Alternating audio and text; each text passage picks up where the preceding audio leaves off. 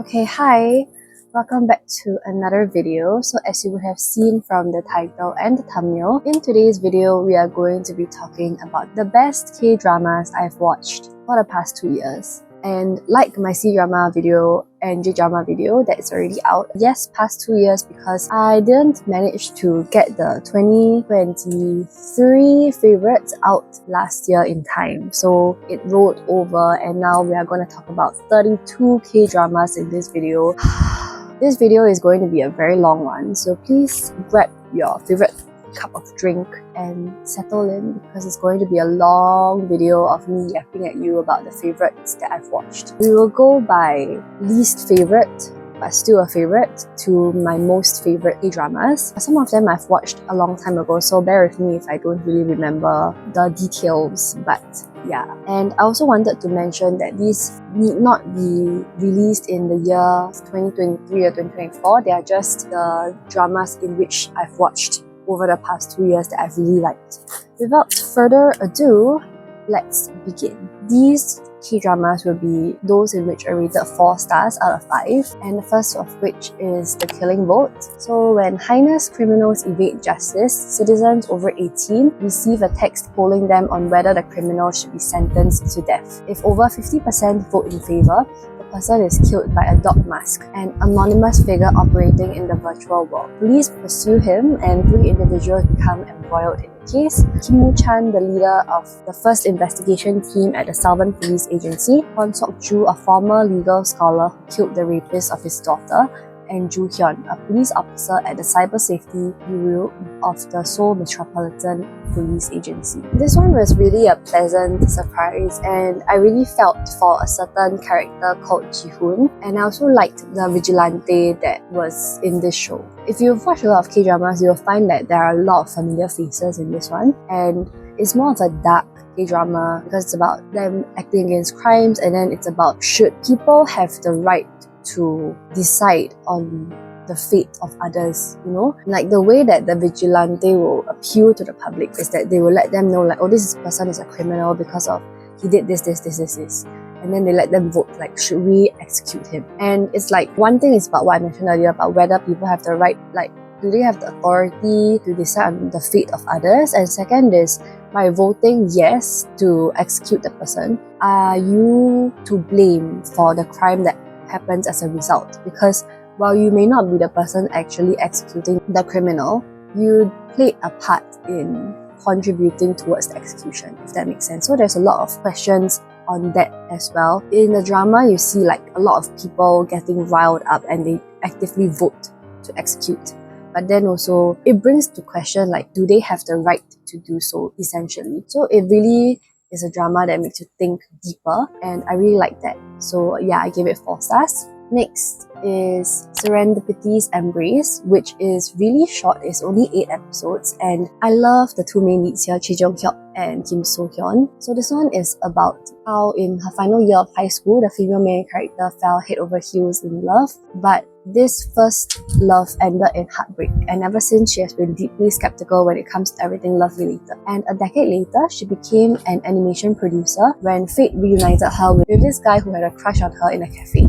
He returned to South Korea from the United States and is now a 29-year-old financial planner, and it's like a chance at romance now. So this one has comedic elements to it, and I thought it was really cute and really funny. It's like a really fluffy K-drama that you can watch if you need something light and refreshing, you know? And Choi Jong-hyuk is known for his, is it called boxy smile, or I don't know what that thing is called, his expression, that smile and then the eyes. Next is My Perfect Stranger. This one involves time travel. It's about our male main character who is the youngest anchor at his broadcasting station, and our female main character, a publishing company employee who once dreamed of being a writer, travel back in time to 1987. In the past, he investigates a serial murder case while the female main character tries to stop her parents' marriage. And then they soon discover that their goals are linked. Anything with time travel I really like to watch, but some of it kind of burns my head a little bit, but this one it was okay. And I really like it when, when you're going back in time and then you're trying to figure out like whether they can actually make a change or try to prevent things from happening. And again, it was a very pleasant surprise because I wasn't expecting much from this one, and it was very, very good. And then there is like a whole mystery and a romance as well. Okay, next is Flex X Cop. There is a season 2. I didn't know that. This one is about our main character, who is a third generation conglomerate. He never requires others' assistance. He has everything in life.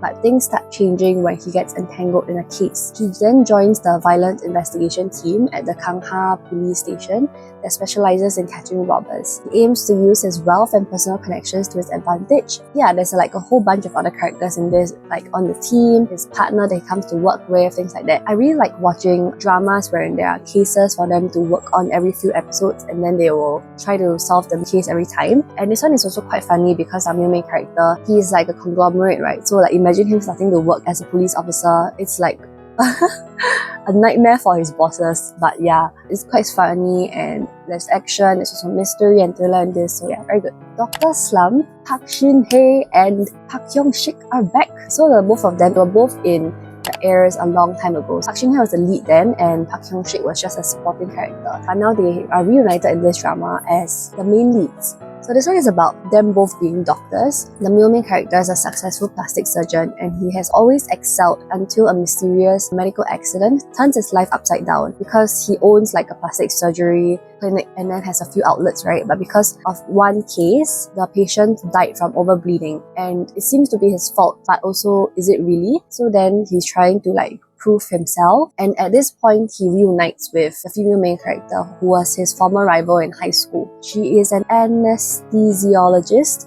known for her brilliance and has focused solely on work and studying, neglecting her happiness, and is at this point in her life where she realizes that she has depression. So they both find each other at the lowest points of their life and they find comfort in each other. Relationship happens from there, and as well as like they both try to move forward in their lives from their lowest points. So this one is really very good actually. I say this because I don't really like Park Shin-hye's romance dramas. There's just something about it that I can't watch her acting in romance dramas. I don't know. Some people will agree also. They say that her acting is too cringy. But this one, it wasn't in this case, and it was very refreshing also because we see doctors getting featured in K-dramas a lot, but not really like plastic surgeons and not really doctors with depression. Because doctors are supposed to be the ones helping patients, right? It was very healing also. I didn't expect to see them like compatible with each other because I feel that they are more friends and friendly in real life, but it worked quite well and it was addicting watch, I would say. A similar K-drama to this would be the one with Park Bo-young. I can't remember her name, but I'll just put it here, wherein she was dealing with depression as well. But I felt like there were certain issues in the depictions of her illness there, and also with how the way the drama handled the mental illnesses. That drama is not on my list of favorites because of those issues, but comparing the two, I feel like this one deals with the depression in a more realistic way and in a way that I enjoy watching more, and I feel like I would be able to heal and learn more from this drama as well. Yeah, so this was a good 4 stars and also a comedic element as well, even though it's like deals with heavy topics. Next is See You in My 19th Life. Let me tell you what the story is about first. So this one is about our female main character who is played by my favorite Shin Hye-san. She has the ability to remember all her past lives, living through countless reincarnations for nearly 1,000 years. After a tragic accident ends her previous life, she seeks to reconnect with the people from that life, focusing on Moon So-ha, whom she met in her 18th life. So as she navigates her 19th life, will memories of her past hinder her romance, or can love endure across lifetimes? I was a bit underwhelmed by this one at the start because I knew of the whole concept of her having countless lives, but I thought there was more to it than just the romance. So I kind of sped through everything because it was kind of boring, because for me I need more than just romance in the story for me to like it. But then when we started to reach the part on her first life and like why she remembers all her past lives, it got better and this really grew on me. And at first I was kind of disappointed by the fact that An Bo-hyun was the main lead, but he's such a green flag. Yeah, like he really grew on me as well. And we all know or maybe you might not know, but Shin Hye-sun is so good at acting. Like her previous works, all of them are so good. So when we came to this drama, I was kind of put off by her acting in this because she's acting as like a very indifferent but also weirdly confident person, and it wasn't really like sitting right with me. But then I feel like it's spoilers, so I'm just gonna put like a spoiler warning. I'll talk more about the spoilers, but just know that it's really good and you just have to push through. You might not even need to push through because you might like the whole thing, right? So very much recommended. So yes, spoilers, right? When we reached the part on her first live, it was in a historical setting, which she's so pretty in like the hanboks and everything. Shout out to her, Mr. Queen work is so good. Her crying scene, and then when she returned to the present, she's still grieving at the death of her sister, but she's angry that the guy killed her, but she's also like dealing with the fact that he's also saw her when she tried to strangle him. Oh my god, the emotions that passed through her face as she was battling it out, right? 100 out of 10, okay? 100 out of 10. And then afterwards, she forgets everything. And then her acting is so different again, which is like, she has so many sides to her acting, which is so good. Yeah, I really love her. And I also love the second lead's romance, but I hate that he kept pushing her off until she decided to give up. And then he was like, actually, no, I want you now. Like, no, we need to stop with that kind of behavior, okay? But yeah, like, oh my goodness, the first life storyline was really very well thought out and so good. Okay, we are reaching the 4.25 already. At a distance, spring is green. So this one is a coming of age story about young people in their 20s and the problems they face in university. And it's about like friendship between two friends who come to work together on a project. So it really looks at like the very realistic worries and conflicts of university students in their 20s, and I really appreciated that. The cast and the acting was so good. It's a drama that gives off very youth energy and vibes. I also thought that with the amount of characters that gets introduced in it, because there's like a whole friend group, right? I thought that they would pair up all the characters, but they didn't, which is very refreshing, and I also cried while watching this drama. Okay, next is $1 Lawyer, which is played by Min Nam-gung. Okay, just know that whenever you watch a drama with him inside, the drama is gonna be crazy. Like, I again wasn't expecting much when I was watching this, but let me talk about the story first. So this one, the guy is a lawyer with an unusual flair. He only charges his clients for 1,000 won, which is like 1 SGD, even though he's like one of the most skilled lawyers around, and he argues against the most expensive lawyers and their rich clients intent on flouting the law. This one there's no romance, but the chemistry is very good. So the female lead of this, after graduating from the Judicial Research and Training Institute, she has been a prosecutor's assistant. She is a lawyer with her grandfather, Big Hyun Moo's renowned big law firm. Then her life changes when she meets him. So iconic. This man kept breaking the fourth wall. It's actually insane, okay? Like, I don't think we've ever had a lot of K-dramas that break the fourth wall and make it so funny. And he's like a really crazy guy. It's so good, and I was crying while watching this also, like out of tears, but also like happy tears and also emotional tears. This drama has a specific song to it. Let me try and play it.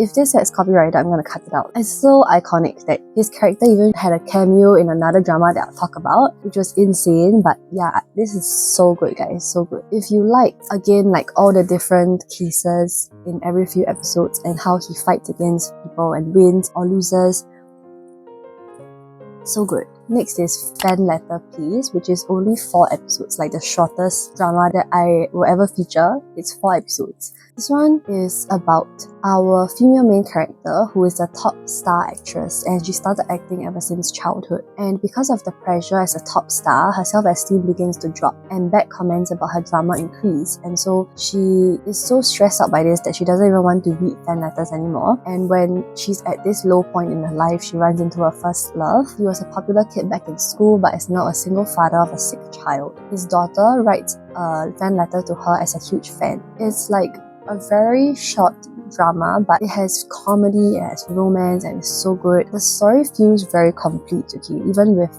only 4 episodes. And the only other 4 episode drama I watched was Soundtrack Number 1, which I felt quite meh about. So I obviously preferred this one. And there's this part about the letters and voice recording soft toys, which I really love. So yeah, it's just Really good to watch if you need like a good story and like few number of episodes. Next is The Frog, which is a very insane, twisted drama. It's so messed up, okay? Our male main character is like this middle-aged man. He's managing a vacation cottage in the woods and having a very peaceful lifestyle when suddenly this mysterious woman arrives at the cottage. I don't really want to say more for fear of spoilers, but oh my gosh, it's also very short. This was only 8 episodes, but it's insane. The female main lead, right, Go Min-se, acting is so good, guys. Also another one of my favorite actresses. Oh my goodness, normally I see her in very angelic roles, but this one she pulled it off really, really well, and I was like, wow. I think I binged 8 episodes almost straight through. Like, I sacrificed sleep and everything because it's like the feeling where you know something bad is about to happen, but you cannot do anything to stop it. So you're just like, you can't stop watching it because you're like, oh my god, you know what happens next, even though I know it's gonna be bad. It's insane. Yeah, I can't really give much comment other than it's insane. Watch at your own risk. It's like a thriller, mystery, psychological drama, okay? Like, this female character is insane. No idea why she decided to do the things that she did, but I mean, you can't ever question or put a reason to why crazy people do crazy things. So yeah, The Frog.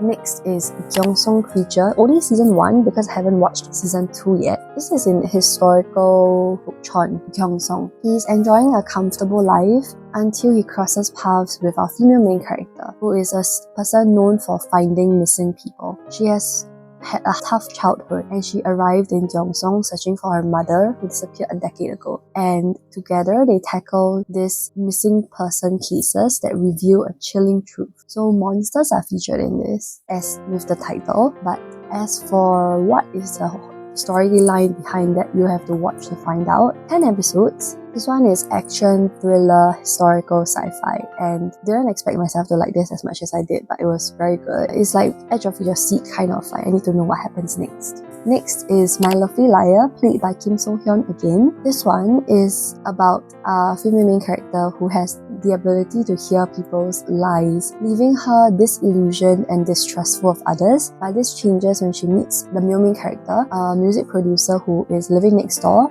hiding after he gets embroiled in a murder case. Surprisingly enough, her ability doesn't work on him, so then she becomes intrigued by him and their relationship deepens from there. This one is so good. Like, I binged everything, and although it's a bit predictable because I could guess who was the killer, it's so good. Like, there is mystery, there's comedy, there's romance, and then there's the whole supernatural element. A bit of fantasy element as well because you can listen to people's lives. And in the drama, it also shows how she's suffering from it because when she tried to let her ex know that she has this ability, he reacted in a bad way. Like, he was like, oh, I can't lie to you then. Like, it's so scary, like you can hear my thoughts and things like that, which hurt her a lot also because it's like when you love someone, you're supposed to be able to share everything with them, but when she did, the person didn't react in a good way. So she's navigating the trauma from that and also like figuring out how to trust people again, and also like why does this ability not work on the male main character? Then you have to watch to find out. Very, very interesting. I have this tendency to binge things when I really like it, so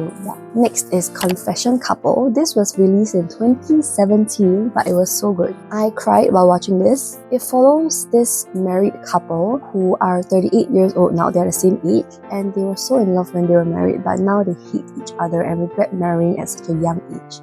They have a son as well. So then they travel through time and find themselves as 20-year-old university students when they met for the first time. Again, it's about time travel. And this one is so complex and interesting because they have a child together and they regret their marriage. So when they go back in time, they're like, oh my gosh, we shouldn't get back into a relationship again. So then they explore different paths and everything, right? But then they would think back and flash back to how they miss their child. Their son is so important to them, they love him very much, and then it's the whole brief of that as well. So it's kind of like a second chance romance. Yeah, it's very cute, and I cried while watching this because their emotions touched me a lot. Next is Return of the High School Gangster. This one is about our male main character, a 47-year-old gangster, and he's the number 2 in his gang. He dreams of attending university despite his lack of education. After he encounters a suicidal high school student, the gangster spirit possesses the high school student's body. So then he learns that the high school student was bullied, leading him to seek revenge on behalf of him. The story develops from there.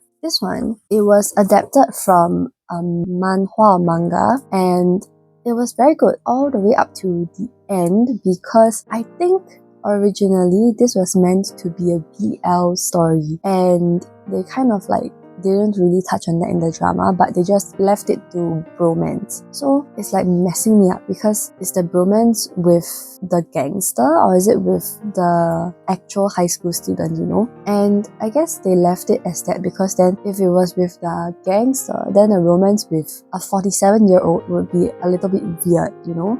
So it's like, I tend to overthink, as you can see. So I didn't really give this the full 5 because of that thing at the end that I couldn't really wrap my head around. But again, when you have like spirits possessing another person's body, the person who has to portray the new spirit's character, his acting is very important, because you have to convince the viewers that it is actually me, the gangster, in my body, I'm him now, through the acting. Like, he has to learn how the gangster originally acts, and then he has to mimic him. And I felt like he did that very well. So his acting is very good. I think the people who watched this and read the manga are upset because they removed the BL part and just left it as bromance. But I don't know how that would work also if it were to carry out. So I'm like on the fence about it. But yeah, overall, it's a very good drama. Crash course in romance. After retiring from her career as a national athlete, our female main character now owns a side dish store. She has a daughter who like really wanted to get into this tutor's class, and the tutor is the male main character. I can't remember how they met, but they met and then their relationship develops from there. It's really good. Like, I remember when it first came out, like everyone's obsessed with it. It reminds me of Strong Woman Do Bong Soon for some reason, because there is a rom-com element and then there's also this mystery crime that's happening on in the background. But this one I really like because of the mother-daughter relationship, because I cannot talk about this without talking about spoilers, so I'm just going to put a spoiler warning.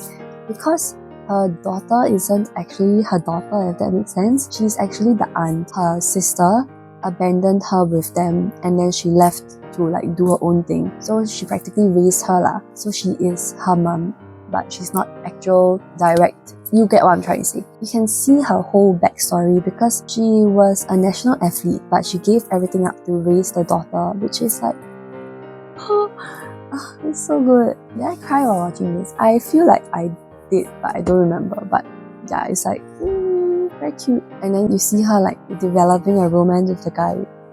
Next is Taxi Driver Season 2. Season 1 was on my 2022 favorites. After a long period of wait, we finally got Season 2. Similar to Season 1, it's about this Rainbow Deluxe taxi crew who takes customers who want revenge on anybody who did something unfair to them. And with each case, they will evaluate whether or not to take on the case. So it's about, again, every few episodes a different case and how they fight back against the people who are bullies, essentially. Like, they cheated them of their money or their life or their youth or whatever, everything. I gave the first season like a full 5, but the second season I gave a 4.25. So there's a little bit of difference, but I would say that it's still good, and I'm definitely awaiting Season 3. I think it was in the second season that there is no romance in this, but everyone ships the main character, who is Lee Jae-hoon, right, with the female main lead in this, Pyo Ye-jin. Okay, this is like spoilers. One of the cases involves them acting as a married couple, so then I feel like that's their way of feeding the fans with their, oh, this is the content that you wanted, but without actually giving it to us, you know. It's good and I really liked it, though in Season 3 I do hope that the romance will really happen. This one was kind of predictable, like you can kind of guess who the bad guy is, but I still love it all the same. Next is Good Bad Mother, one of my favorite actors, Lee Do-hyun. In this, we follow our female main character, who is a single mother and pig farmer who raised her son, who's Lee Do-hyun, all alone. And despite her love for him, her strict parenting caused him to view her as a bad mother. As an adult, he became a cold-hearted prosecutor and kept his distance from his mother. However, an unexpected accident caused him to return to his hometown and start over with her. This one is really comedic because he went through an accident in which he had an age regression, such that he believes that he is now 7 years old. Imagine a grown man acting as a 7-year-old. You probably think that it's kind of fringe and whatever, right? But he really portrayed it really, really well, which I was so proud of. I cried while watching this, and the plot twists are kind of insane. As the title suggests, like, the mother is really a complex character. Like, she loves her son, but the way that she cares for him is also like maybe a tad bit too strict, but she might have her own reasons for it also. With her having to take care of him now with this age regression thing, I guess it's also a chance for them to work their feelings and communicate with each other afterwards. Get a chance to mend their relationship, I would say. Him as a 7-year-old in a grown man's body, he manages to make friends with 2 other kids in this drama. They really treat him like a friend because he says that he's 7 years old. They believe him and they're like, okay, you're our friend now, I'm my chingu, things like that, you know. And the 3 of them together are so cute. Anything Lee Do-hyun acts in, I will watch. And it's finally like the first drama in which his romantic love interest isn't like super big age gap with him. Oh wait, okay, the female main lead is still not the mum. The other female main lead is 4 years older than him, but in previous dramas that he's acted in, the female main leads have always been significantly older. So while this one is still older, it's still good, but it's still not that huge. And this one also has like a small town vibe to it because they're in a small town. So if you like that, you should watch this as well. Yeah, it's really like a very special K-drama because I don't think I've watched anything like this that explores like mother-son relationships and also age regression. Next, we are now moving on to the 4.5 categories, Alchemy of Souls. So I watched both seasons. In the first season, our female main lead is Chung So-min, and in the second season, our female main lead is Go Yoon-jung. In the fictional country of Daeho, young mages struggle to overcome twisted fates caused by the forbidden alchemy of souls, a spell that swaps souls between bodies. Naksu, an elite assassin, finds her soul trapped in the weak body of Mu-dok, a servant to the noble Jang family. Jang-uk, the young master of the Jang family, harbors a dark secret about his birth and seeks Naksu's help to change his destiny. I really love Jung So-min. Okay, her acting is so good and I really liked her acting in this, the storyline in the first season, even the chemistry with the main character. Every male lead she acts with, she has chemistry with. Besides the point, it's very good. And then in the second season though, I preferred that less because I felt that it was too serious and political for my liking. My head was dying trying to understand the reasons that the writers provided for the change in the cast.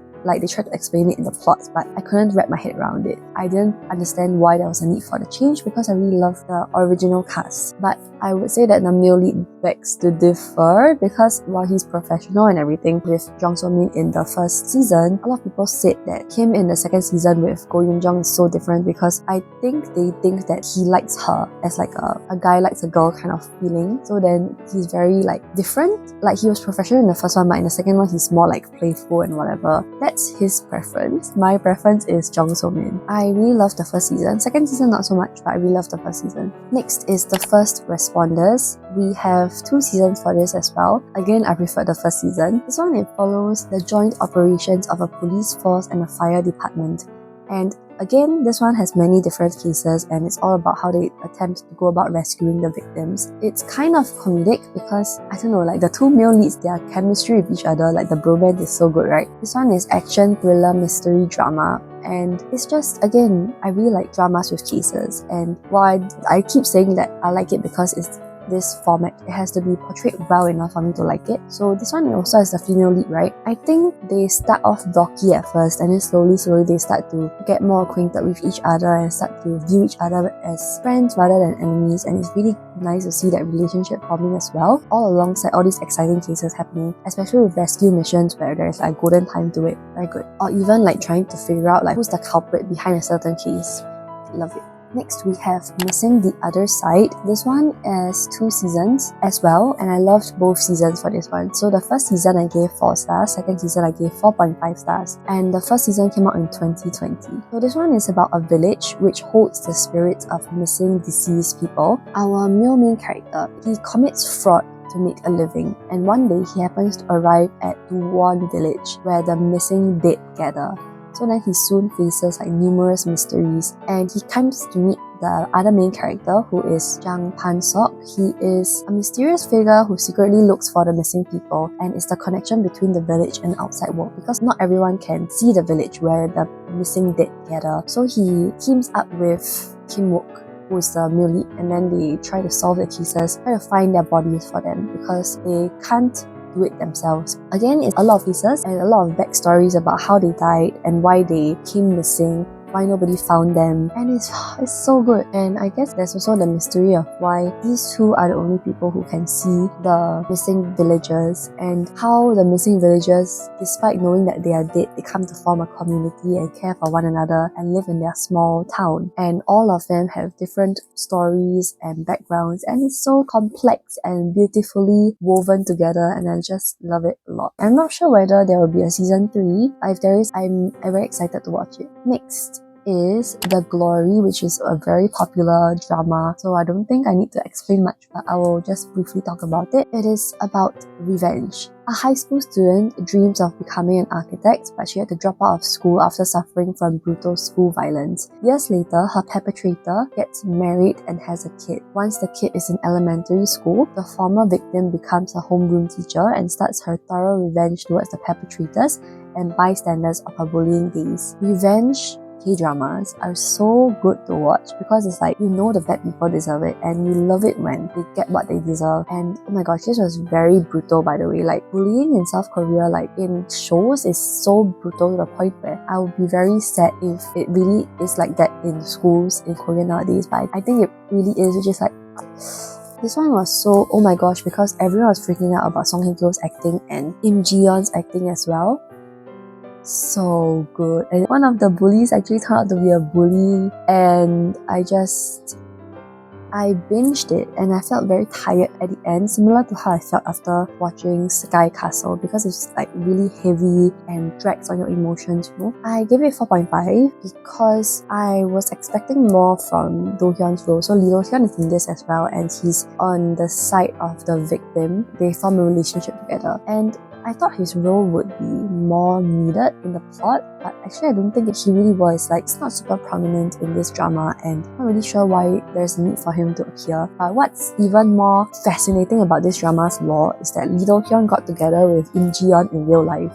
Like, he really has a thing for older women. And nothing wrong with that, it's just the lore is crazy because Im Ji-yeon is the bully in this drama, and he's like the romantic love interest of the victim. But in real life, it's fine. Everything is fine. They're a happy couple together, and it's cute. It's just wow.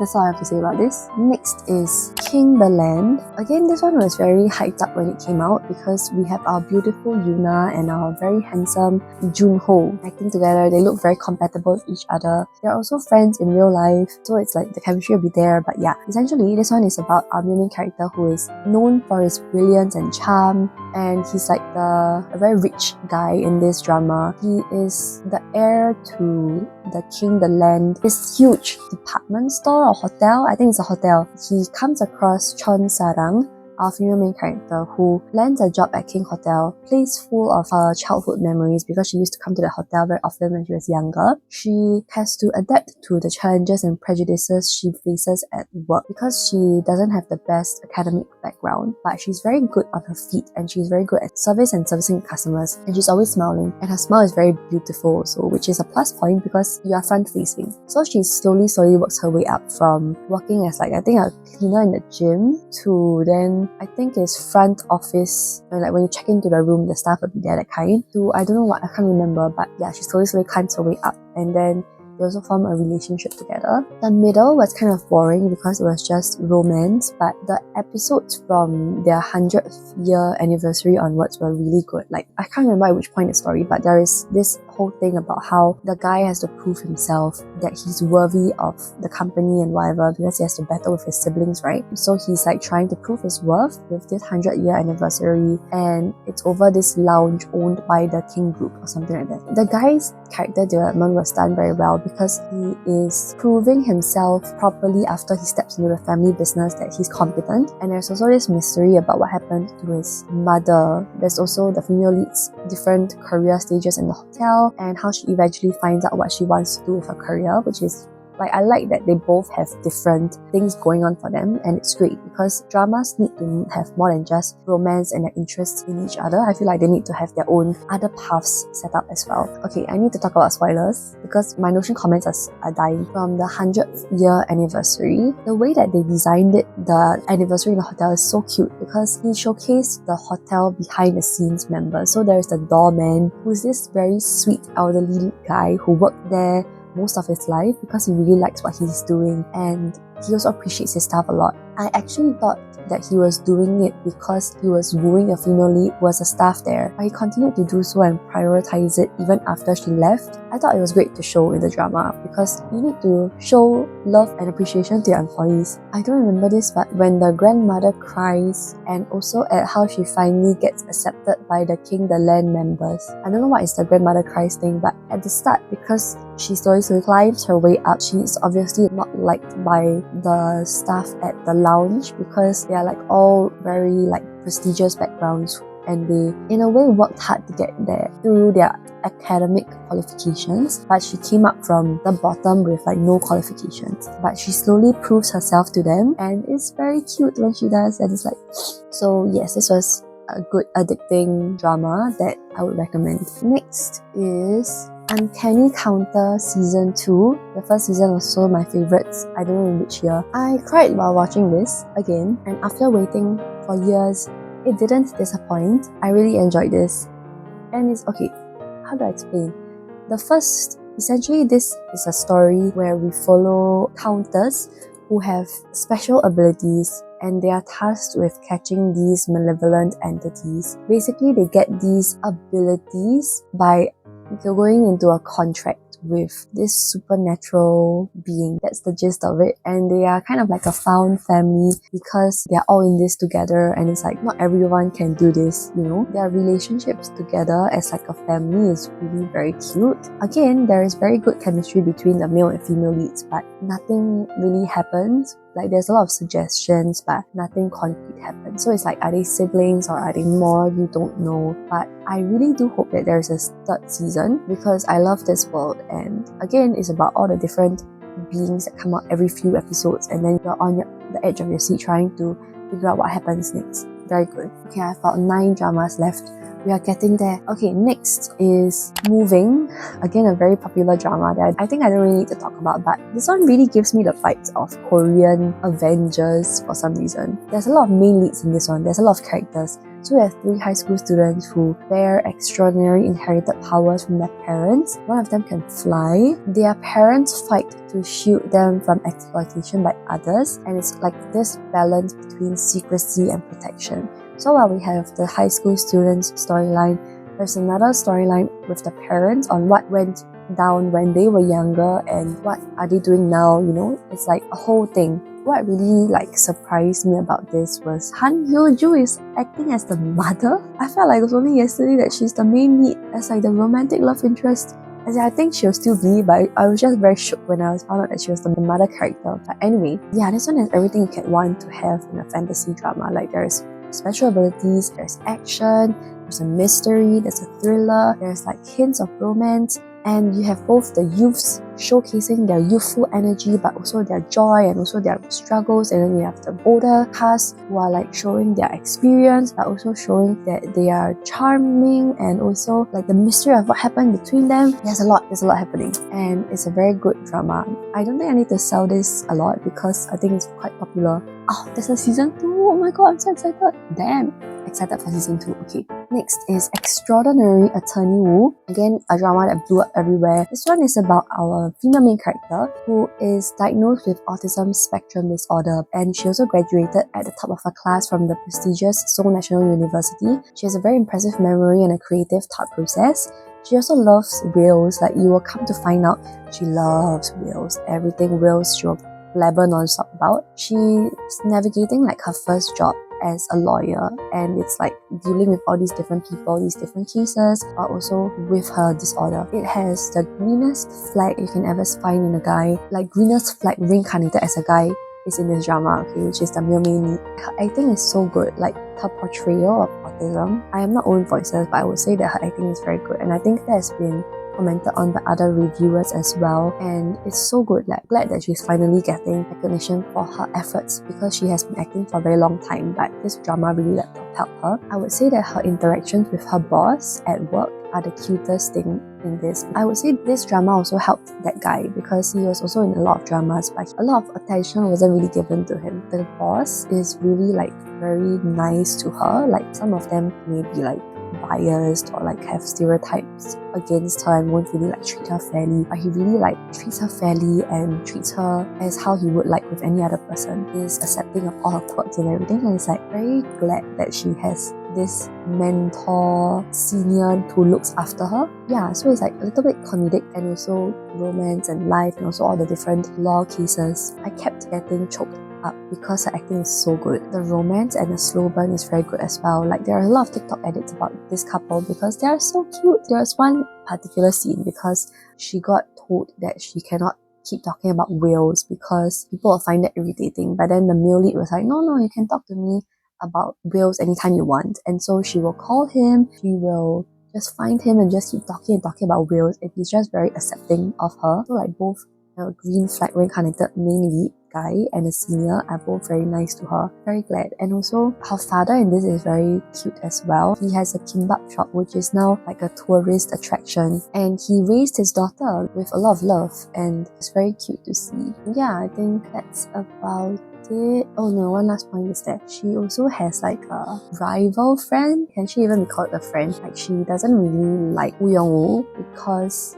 of certain reasons that I will not explain for fear of spoilers, but then she slowly wins her over, and it's very cute also to see her interactions with all the people in this drama that eventually come to care for her, make her environment safe and like loving, and it's so cute. Last 4.5 is Dev's Game. This one has part 1 and part 2. I'm not sure why, but there's a total of 8 episodes if you combine both parts. We follow our main character who has been struggling for 7 years without securing a stable job, and he gets engulfed in despair and hopelessness, and believing that ending his life would be the solution, he is met with a surprise when he meets death in the form of a person at the gateway to hell. And so death assigns him a unique punishment. He must endure death in 12 different bodies. To avoid his fate in hell, he must find a way to survive.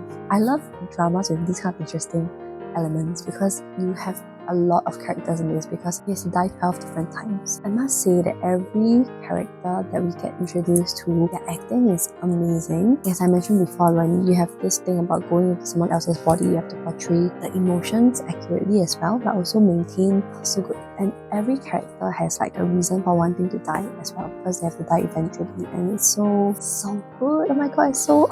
I think this is adapted from a manhwa or manga game, and I really have to give credit to all these like authors because like where do you find this concept from? Like the brains you have must be amazing. Okay, now we are on to 4.75's Castaway Diva. Park Eun-bin stars in this, the same actress in Woo Young-woo. This one is about how she has always dreamed of becoming a singer, but in middle school she ends up on a deserted island where she manages to survive alone for over 15 years. And when she's finally rescued, she must adjust to a world that has changed dramatically in her absence. So this one, I see that a lot of criticisms have been saying how they cannot see Mokka's character, like they see Woo Young-woo still. And I guess that is a thing that actors and actresses have to deal with because once they get popularized and known for a certain character, it's very hard for them to break out of their shell, similar to like Harry Potter, you know. I mean, I did see similarities, but I didn't feel super like, oh, this is Woo Young-woo. I just felt like, oh, this is Park Eun-bin playing another character, and this is just the way that she acts.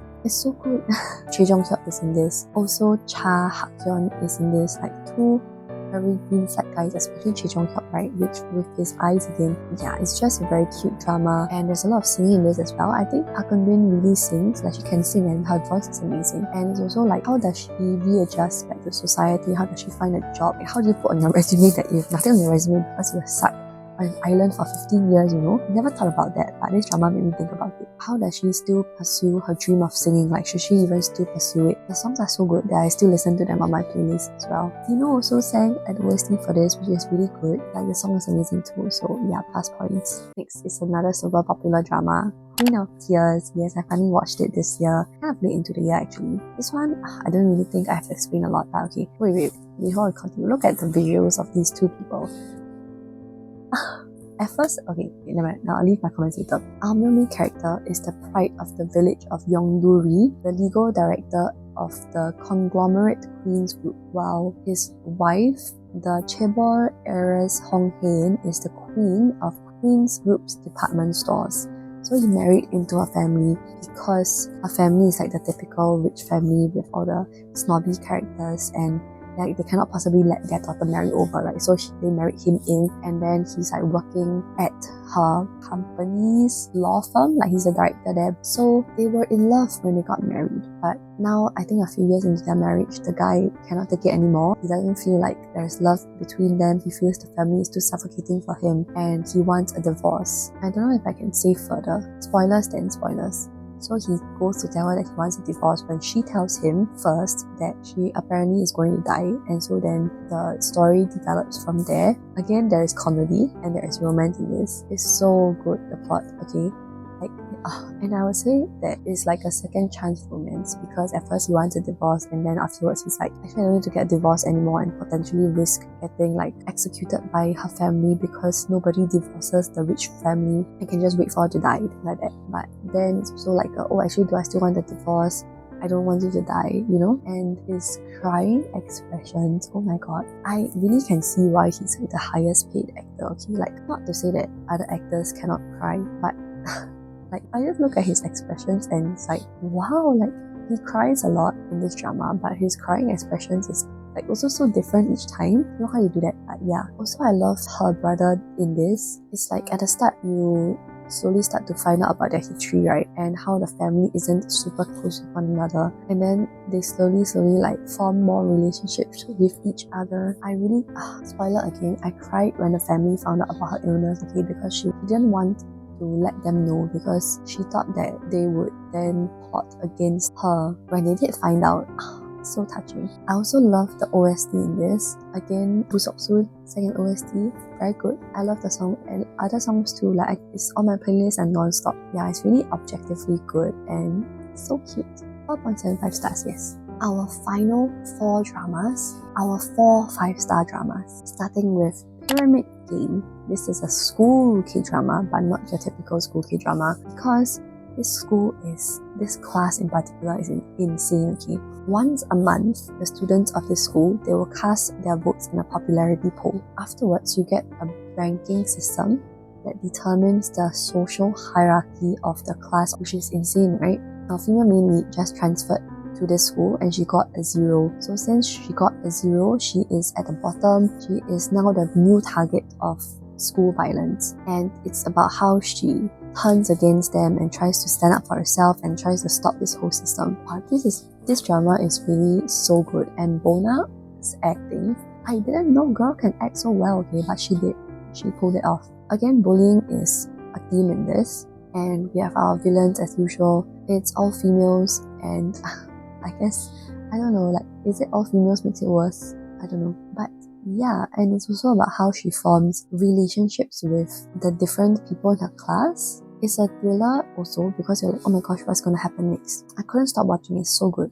And then you come to find out like why there is this ranking in the first place, you know, and who invented it and things like that. The villain in this, oh my gosh, so crazy. And I was thinking that she really looks like Won Young from IVE, only to find out that she's her sister. Like, what are the odds, right? But yeah, girlie can act too, and it's just insane. Oh my gosh. She's also like a psycho disguised as like a sweet girlie who wears pink. Insane. So good.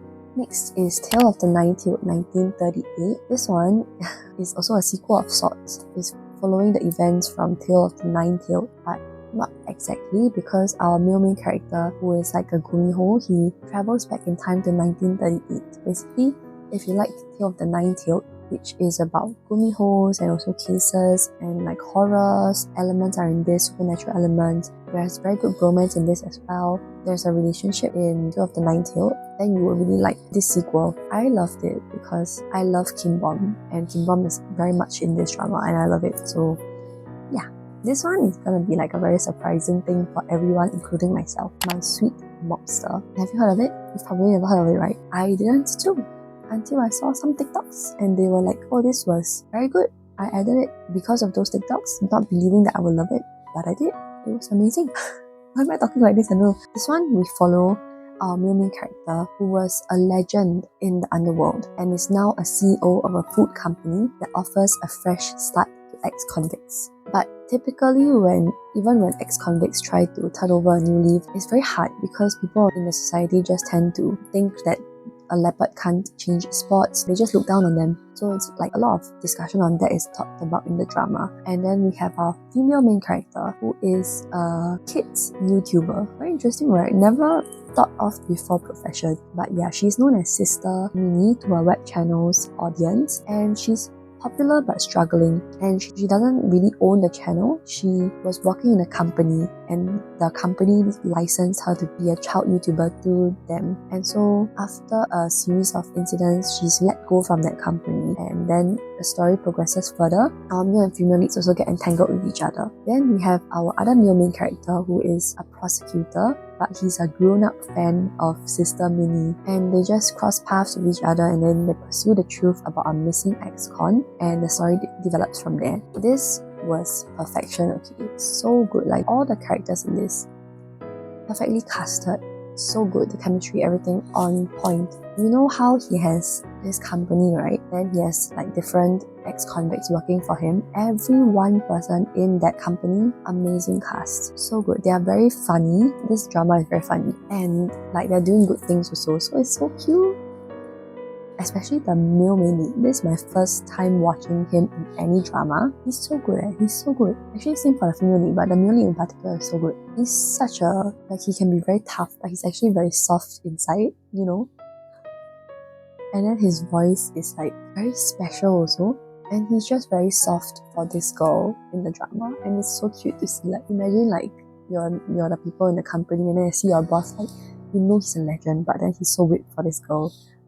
I didn't spot any sponsors for this K-drama. Like, you know how there's always Subway, the Samsung phones, I don't know, some kind of probiotic jelly, drinks or whatever. I didn't really spot anything except for this one jewelry brand, but it wasn't even super obvious. I already mentioned the staff and the family were very cute. I think more often their acting were the ones that made me cry in this drama because of get to know more about their backstories, like why are they ex-convicts, you know, and what their story is like now. It's very, very cute, and I love this a lot. It doesn't really get mentioned often, I would think, so please watch this. It's really very good. Like, I really didn't believe it myself too when I watched it, but when I watched it, I was like, where have you been, you know?